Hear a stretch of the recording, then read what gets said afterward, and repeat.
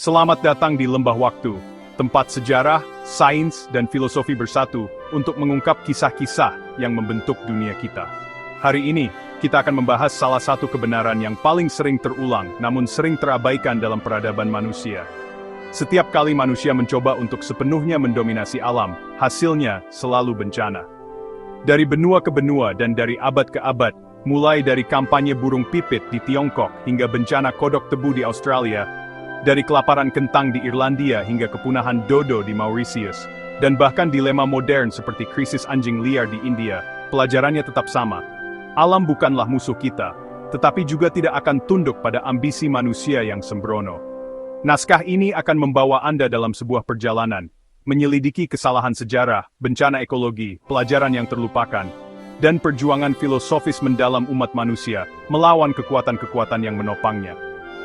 Jadi, duduklah dengan nyaman, dengarkan baik-baik, dan mari kita selami sejarah tak terungkap tentang perang umat manusia melawan alam, yang selalu berakhir dengan kekalahan. Pada akhir tahun 1950-an, Mao Zedong meluncurkan kampanye 4 hama yang terkenal.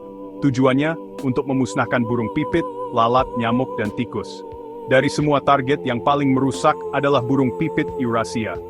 Mao percaya bahwa burung pipit memakan terlalu banyak biji-bijian, sehingga merugikan rakyat. Di seluruh desa, orang-orang memukul panci dan wajan, mengibarkan bendera, dan menembak jatuh burung pipit. Seluruh sarang dihancurkan, telur dipecahkan, anak burung dibunuh. Pada tahun 1960, burung pipit hampir punah. Tapi alam membalas dendam. Burung pipit tidak hanya memakan biji-bijian, mereka juga memakan belalang dan serangga pemakan tanaman dalam jumlah besar. Dengan hilangnya burung pipit, populasi belalang meroket. Ladang yang seharusnya menghasilkan lebih banyak biji-bijian malah hancur dan tanaman dilahap habis. Keruntuhan ekologi ini secara langsung berkontribusi pada kelaparan besar Tiongkok, di mana diperkirakan 30-40 juta orang meninggal antara tahun 1959-1961. Ini adalah pengingat paling kejam dalam sejarah. Ketika manusia menghilangkan bahkan satu bagian dari mesin alam, seluruh sistem akan runtuh. Australia mungkin menyajikan contoh paling terkenal dari salah urus ekologi. Pada tahun 1859, seorang kolonis kaya bernama Thomas Austin mengimpor hanya 24 kelinci untuk berburu. Dalam beberapa dekade, tanpa predator alami dan dengan makanan melimpah, populasi kelinci meledak hingga jutaan. Mereka melahap tanaman, merusak padang rumput, dan menyebabkan erosi tanah besar-besaran. Petani bangkrut, ekosistem hancur. Bahkan ketika pagar sepanjang ribuan kilometer dibangun, kelinci selalu menemukan jalan. Tapi masalah Australia tidak berhenti di situ. Pada tahun 1935, untuk mengendalikan kumbang yang menyerang tebu, pihak berwenang mengimpor kodok tebu dari Amerika Selatan. Kodok-kodok itu berkembang biak dengan cepat, menyebar ke Queensland dan sekitarnya. Mereka meracuni predator asli, memakan serangga tanpa pandang bulu, dan menjadi tidak terkendali. Ironisnya, mereka hampir tidak memengaruhi kumbang yang seharusnya mereka bunuh.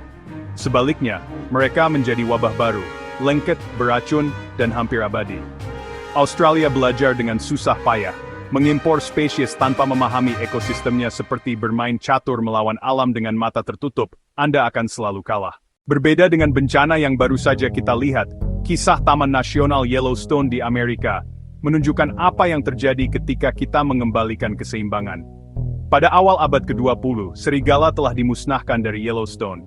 Para peternak dan pemburu menganggap mereka sebagai ancaman bagi ternak dan populasi rusa.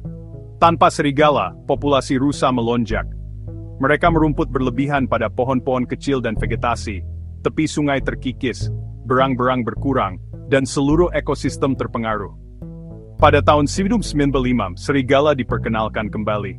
Dalam beberapa tahun, keseimbangan mulai kembali, jumlah rusa kembali ke tingkat yang berkelanjutan, pohon willow dan aspen tumbuh kembali, berang-berang kembali, sungai-sungai menjadi stabil, dan keanekaragaman hayati kembali berkembang. Kisah ini adalah bukti bahwa terkadang, solusi untuk kekacauan ekologi bukanlah dominasi, melainkan kerendahan hati, dan membiarkan alam menyembuhkan dirinya sendiri. Sekarang kita beralih ke Eropa abad ke-19. Di Irlandia, jutaan orang hampir sepenuhnya bergantung pada kentang untuk bertahan hidup. Itu murah, bergizi, dan mudah ditanam. Tapi ketergantungan pada satu tanaman selalu berbahaya. Pada tahun 1940-an, penyakit jamur yang disebut Phytophthora infestans, hawar kentang, menyerang ladang. Dalam beberapa minggu, seluruh tanaman membusuk dan menghitam. Dari tahun 1945 hingga 1892, kelaparan ini merenggut lebih dari 1 juta nyawa, dan memaksa 1 juta lainnya untuk beremigrasi. Tragedi itu bukan hanya biologis, itu politis. Irlandia berada di bawah kekuasaan Inggris, dan sementara rakyatnya kelaparan, ekspor biji-bijian terus berlanjut dari pelabuhan Irlandia ke Inggris. Kelaparan mengajarkan kita 2 pelajaran. Pertama, jangan pernah menggantungkan hidup pada satu tanaman atau satu solusi. Kedua, keserakahan manusia seringkali memperburuk krisis alam. Di Samudra Hindia, di Pulau Mauritius, hiduplah burung dodo yang kini melegenda. Besar, tidak bisa terbang, dan tidak takut pada manusia. Burung ini pertama kali terlihat oleh pelaut Belanda pada abad ke-16. Dodo tidak memiliki predator alami, tetapi para pelaut membawa serta tikus, babi, dan monyet yang menyerang sarang, memakan telur, dan menghancurkan habitat. Dalam waktu kurang dari 1 abad, dodo lenyap selamanya, punah pada akhir tahun 1900. Dodo menjadi lebih dari sekadar burung. Ia menjadi simbol kesombongan manusia.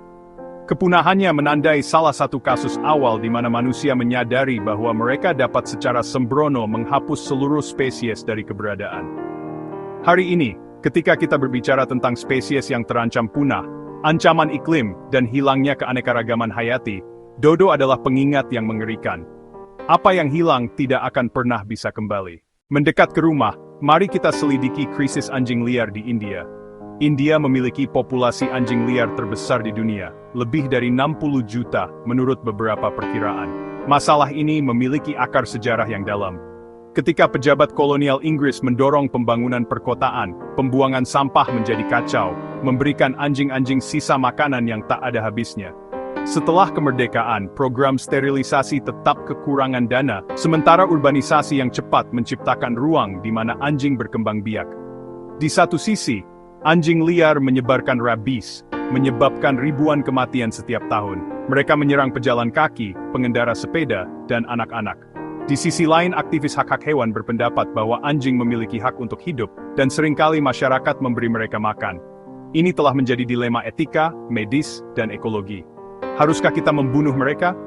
Mensterilkan mereka? Mengadopsi mereka?